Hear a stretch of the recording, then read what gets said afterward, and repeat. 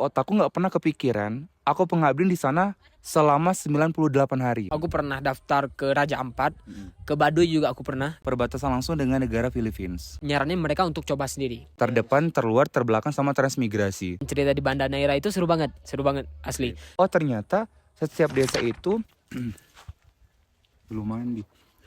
Kak, aku pengen cerita ini kan volunteeran pertama aku ya. Oke. Maksudnya kalau ikut pengabdian gitu pernah, tapi yang selama ini sampai seminggu gitu di desa agak pelosok itu nggak pernah. Oke. Nah, aku pengen cerita lah sama Kak Gugu yang udah nggak kehitung mungkin volunteernya ya. Iya. Tepatnya ini tahun ke-9 tahun ini. Jadi mulainya dulu tuh dari kelas 1 SMA. Satu SMA udah volunteer. Iya udah mulai. Cuman dulu itu bukan namanya NGO, tapi masih kayak sejenis komunitas atau dari yayasan begitu. Itu kemana tuh kalau boleh tahu? Pertama kali dulu tuh kegiatannya di Lampung. Masih Di kelas 1 Lampung? SMA. Karena dulu kan aku tinggalnya kan di Bengkulu. Jadi Bengkulu sama Lampung kan deket tuh, naik Iya, travel iya, udah sampai bener, 7 jam udah sampai gitu. Bener. Oh. Di Lampung dulu. Tapi kalau paling jauh volunteer kemana Kak?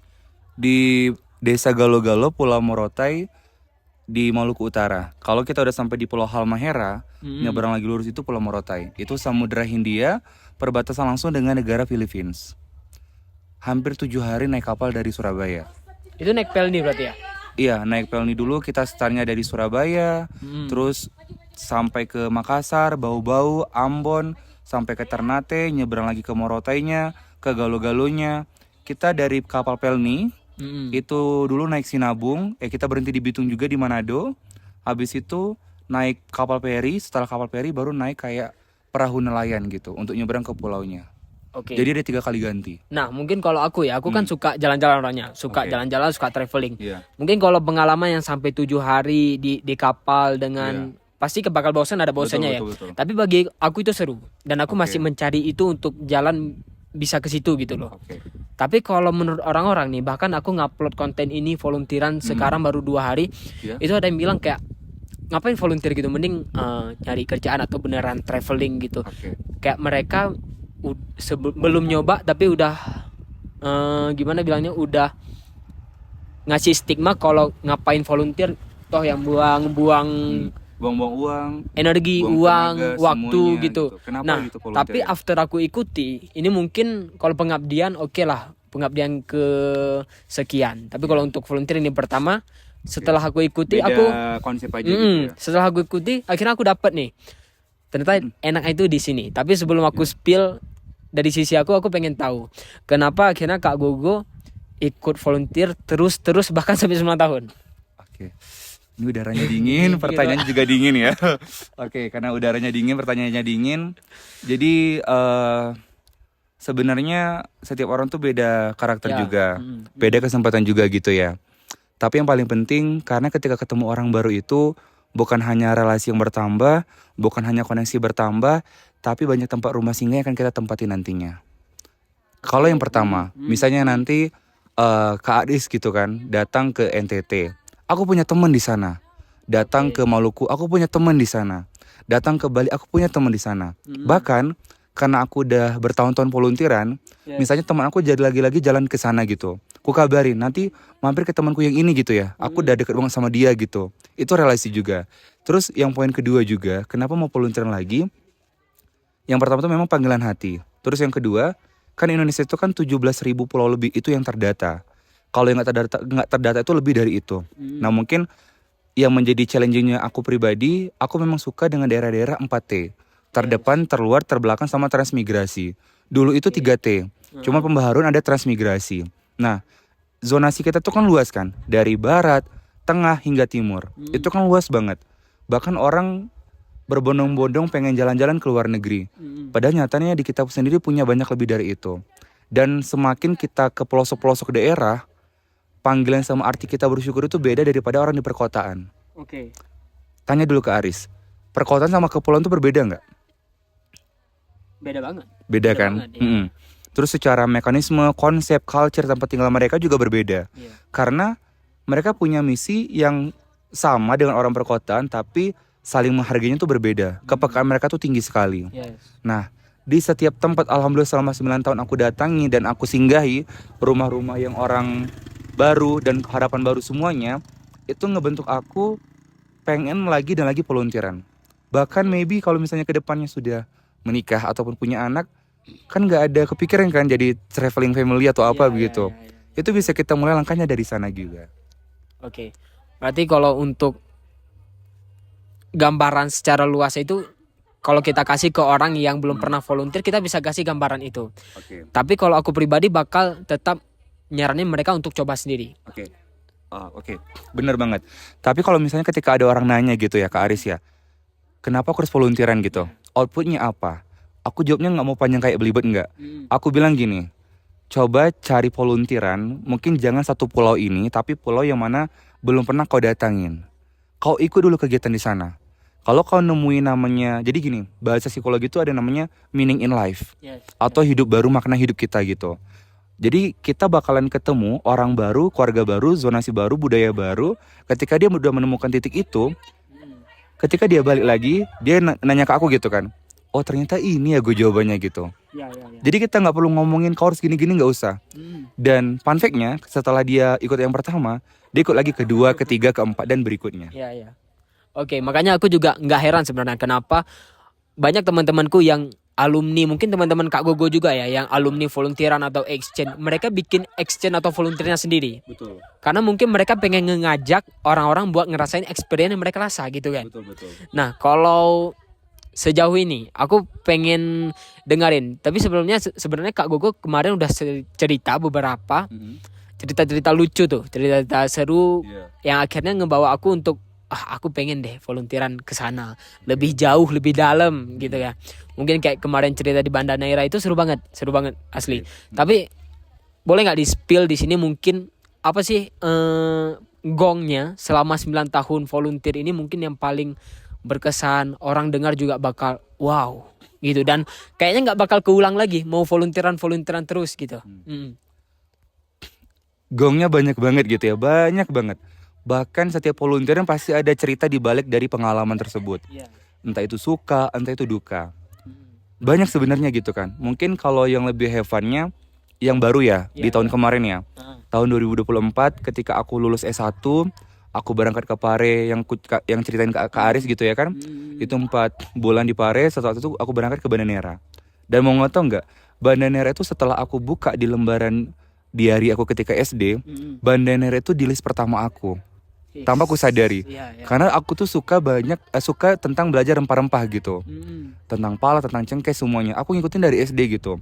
Aku tulis Banda Neira, Labuan Bajo, Kalimantan semuanya. Dan anehnya yang kulis 2 sampai ke bawah itu aku udah datangin semua. Banda Neira itu belum sama sekali aku datangin.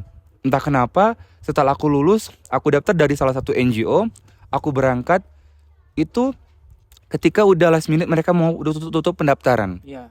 Aku daftar begitu. Terus aku berangkat sama mereka.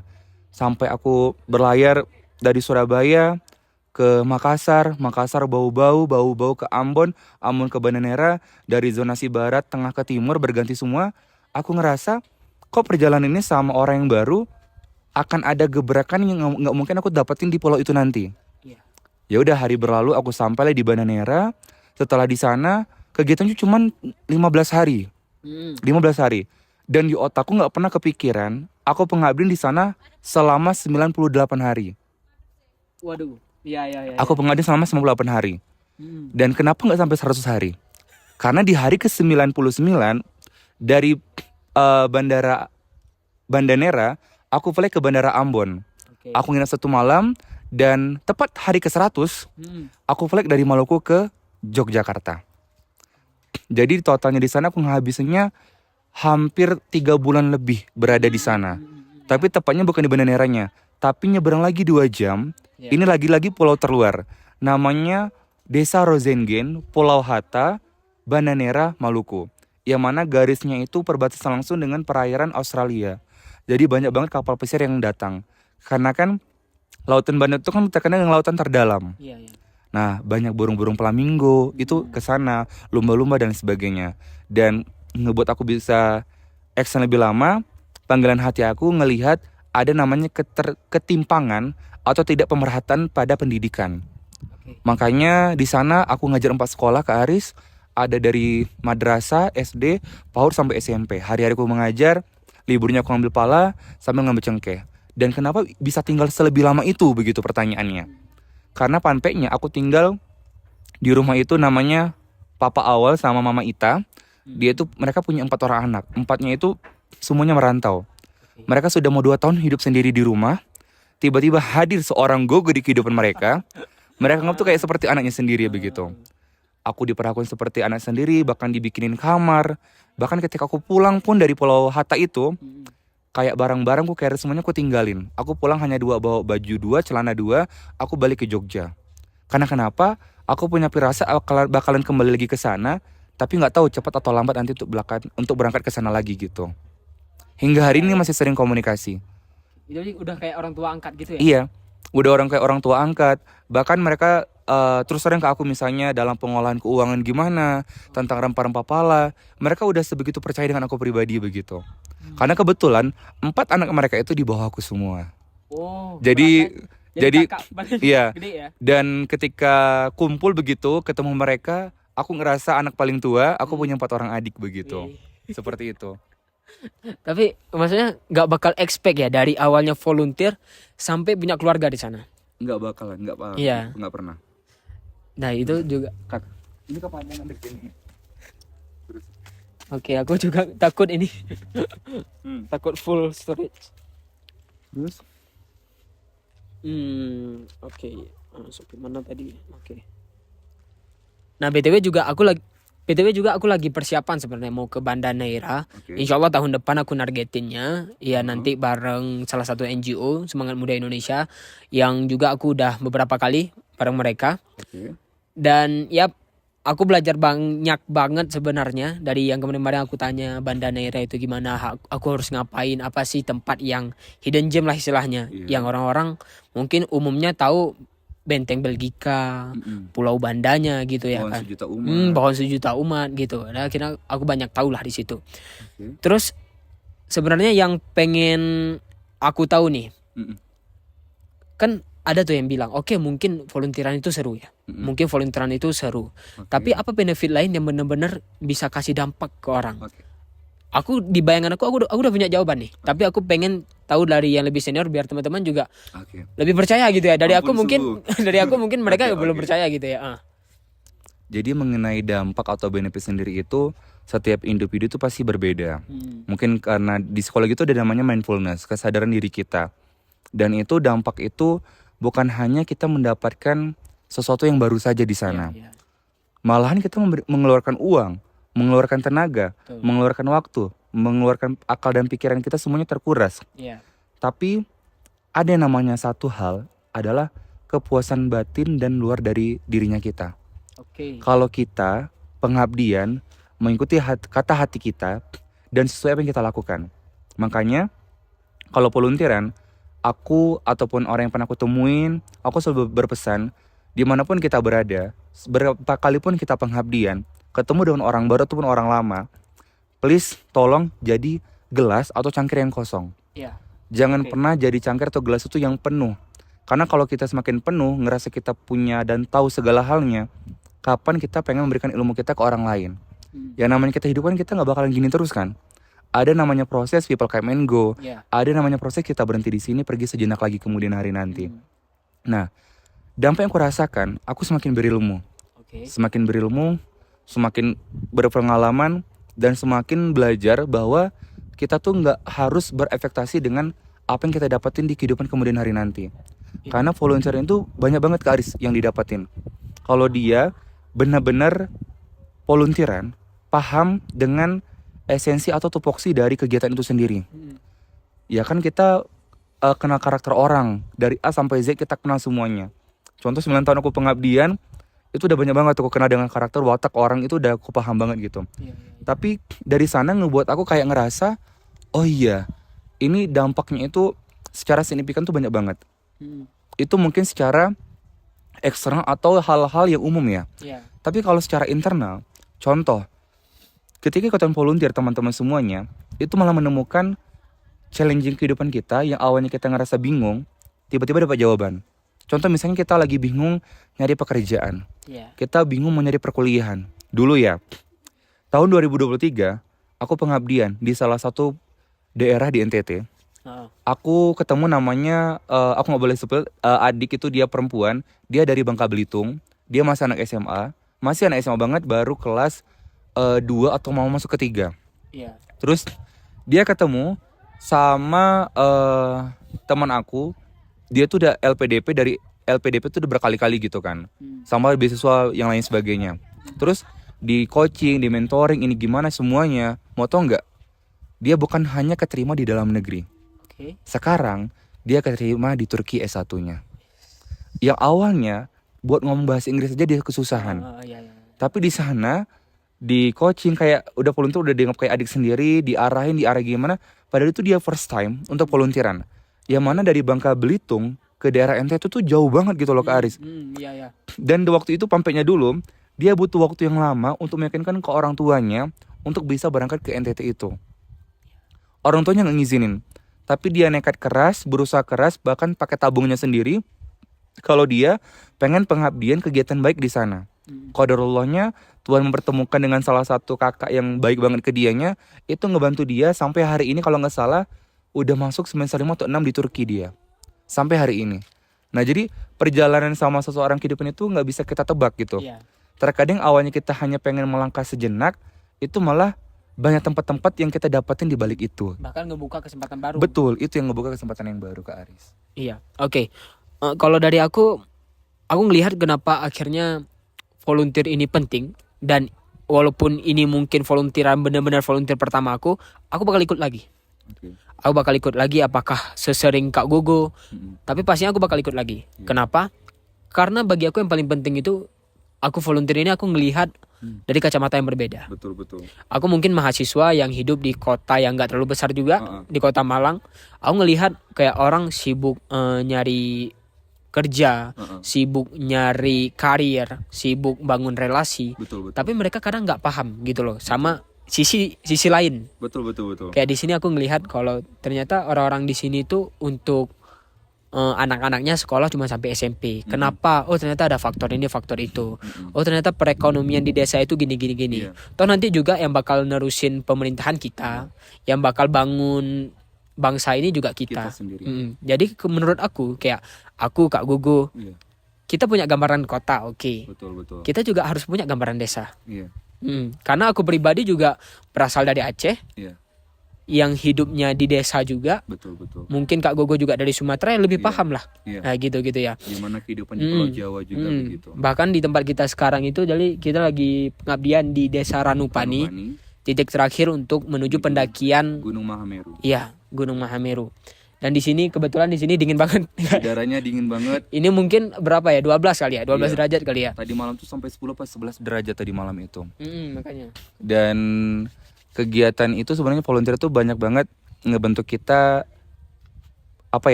siap dengan segala hal untuk aspek maupun dinamika ke depannya. Dan yang paling penting ketika kita udah mencoba satu langkah, itu kita bakalan dapetin langkah-langkah yang berkali-kali ke depannya. Dulu tuh nggak pernah kepikiran ya Kak Aris ya untuk memulai volunteeran ketika masih SMA. Tapi karena rasa penasaran itu besar, jadi gini, awalnya dulu itu kenapa bisa selesai SMA di volunteeran. Jadi teman-teman kebetulan panpeknya kelas 1 SMA itu aku keterima sebagai duta anak, mewakili provinsi Bengkulu. Aku duta anak, terus kelas 11-nya aku duta remaja. Nah, jadi aku duta anak sama duta remaja, dan di menjelang semester kelas 11 semester keduanya aku ikutan duta genre. Nah jadi kan relevan satu linear ya. Aku ngawali karirku dari duta anak, duta remaja hingga duta genre. Nah di sana aku selalu dituntut untuk membuat namanya project inovatif sama program kerja. Nah itu dulu itu masih belum kepikiran ini bakal ngarahnya kemana. Nah awal mula ketika aku fully funded pertama itu kelas 3 SMA. Fully funded pertamanya aku ketika waktu itu aku ditawarin untuk kegiatan di Sumatera Utara. Arahnya Sibolga sama Nias. Arahnya ke sana. Pengabdian di sana. Terus itu masih kelas 3 SMA. Untuk kegiatan di sana ke Aris. Terus aku nggak bingung dan nggak kesusahan.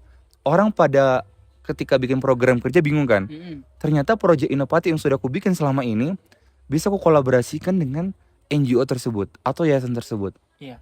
Itu malah ngebentuk jenjang karir sama dampak. Oh ternyata setiap desa itu sama apa yang dibutuhkan, tapi beda mekanisme yang diberikan begitu. Kurang lebih seperti itu.